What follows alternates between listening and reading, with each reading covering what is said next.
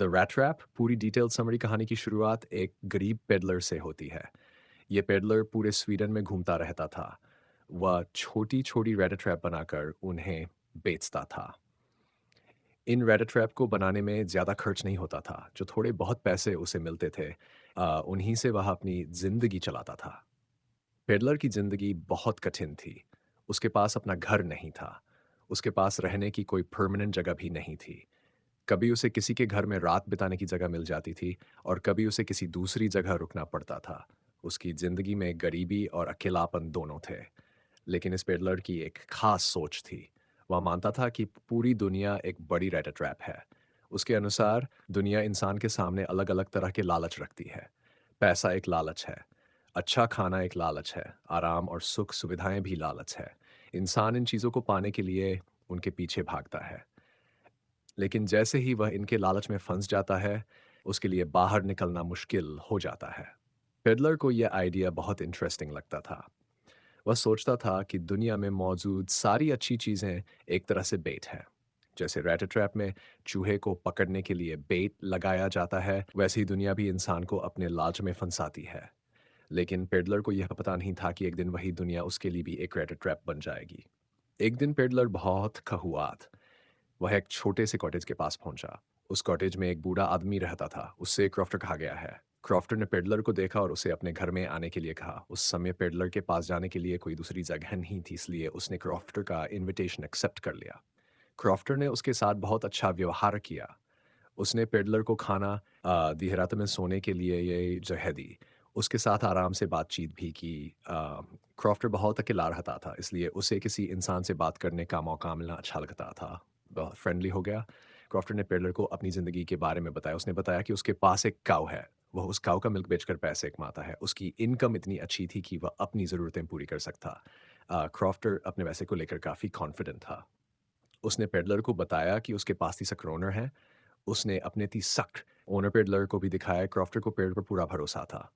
लेकिन पेडलर के मन में एक गलत विचार पैदा हो चुका था। उसने सोचा कि वह इन पैसों को चुरा सकता है। अगली सुबह पेडलर क्रॉफ्टर के घर से चला गया। लेकिन कुछ हद दूर जाने के बाद वह वापस आया। उसने क्रॉफ्टर के 30 क्रोनर चुरा लिए। अब उसके पास पैसे थे, लेकिन पैसे मिलने के साथ ही उसके अंदर डर भी पैदा हो गया। उसे डर था कि अगर वह मेन रोड से गया तो शायद कोई उसे पहचान लेगा या पुलिस उसे पकड़ सकती है। इसलिए उसने मेन रोड छोड़ दी। वह जंगल के रास्ते चलने लगा। वह जंगल के अंदर काफी दूर तक चला गया। लेकिन कुछ समय बाद उसे समझ आया कि वह रास्ता भूल चुका है। वह एक डायरेक्शन में चलता रहा। फिर उसे महसूस हुआ कि बार-बार उसी जगह पर वापस आ रहा है। वह जंगल से बाहर नहीं निकल पा रहा था। अब उसे अपनी रैट ट्रैप वाली सोच याद आई। उसे लगा कि दुनिया ने सच में उसे पकड़ लिया है। उसने सोचा कि जिस तरह एक चूहा ट्रैप में फंसने के बाद बाहर नहीं निकल उसी तरह वह भी इस जंगल के ट्रैप में फंस गया है। अब उसे अपनी ही कही हुई बात सच लगने लगी। इसी दौरान उसे दूर एक आयरन मिल दिखाई दी। वह आयरन मिल की तरफ चला गया। आयरन मिल में रात के समय भी काम चल रहा था। वहां बहुत गर्मी और शोर था।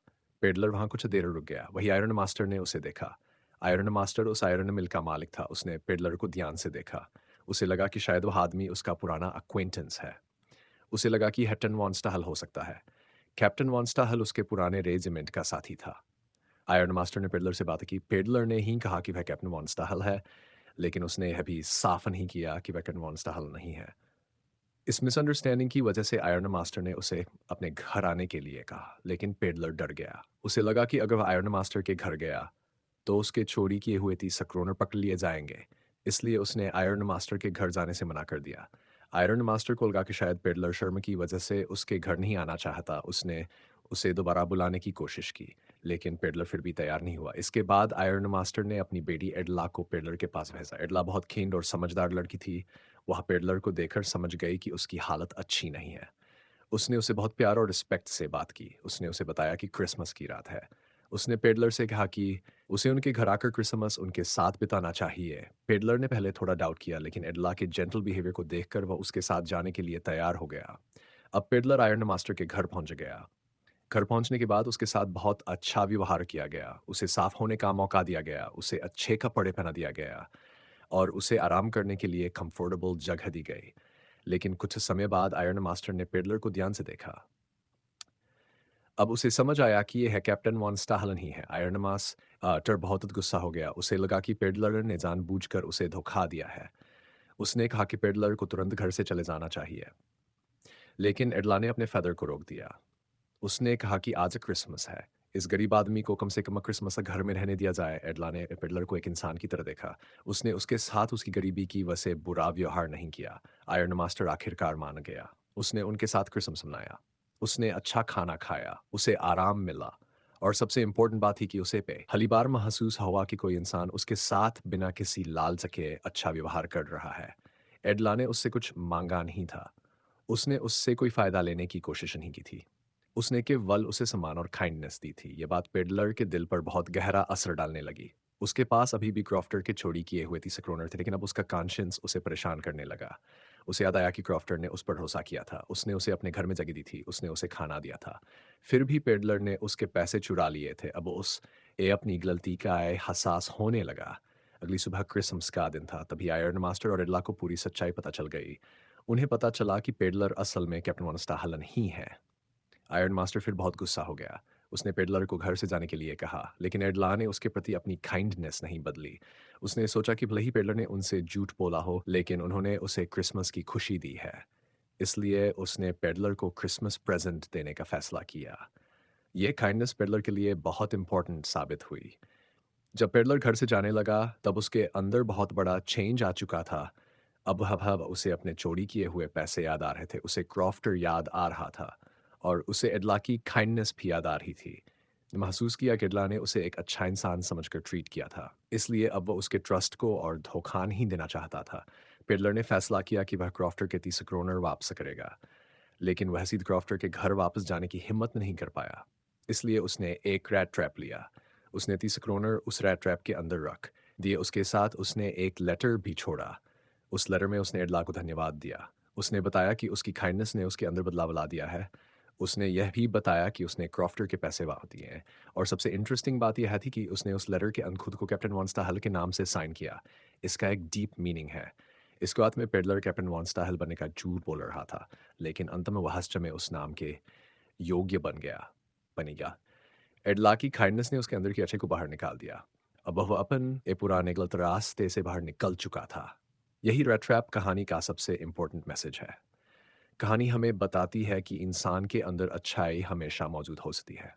कभी-कभी गरीबी, गलत परिस्थितियाँ और ज़िंदगी की परेशानियाँ इंसान को गलत रास्ते पर ले जाती हैं। लेकिन अगर किसी इंसान को प्यार, रिस्पेक्ट और ट्रस्ट दिया जाए, तो वह अपने अंदर की अच्छाई को पहचान सकता है। पेडलर शुरू में मानता था कि पूरी दुनिया एक रेडिट ट्रैप है। उसके हिसाब से पैसा, आराम और सुख सुविधाएं इंसान को ट्रैप में फंसाती हैं। लेकिन अंत में उसे समझ आया कि दुनिया में केवल लालच और सेल्फिशनेस नहीं है। दुनिया में एडला जैसे लोग भी हैं, ऐसे लोग जो किसी इंसान की मदद बिना किसी सेल्फिश मोटिव के करते हैं। एडला ने पेडलर को पनिश करके नहीं बदला, उसने उसे डराकर नहीं बदला, उसने उसे काइंडनेस और ट्रस्ट देकर बदला। इसीलिए कहानी का सबसे बड़ा लेसन है कि एक इंसान की गुडनेस दूसरों को भी अच्छा बनने के लिए प्रेरित कर सकती है। पेडलर ने शुरुआत में दुनिया को एक रैटेड ट्रैप माना, लेकिन अंत में उसने खुद उस ट्रैप से बाहर निकलने का रास्ता खोज लिया और हरा था ट्रस्ट, रिस्पेक्ट और इंसान के अंदर मौत अच्छाई।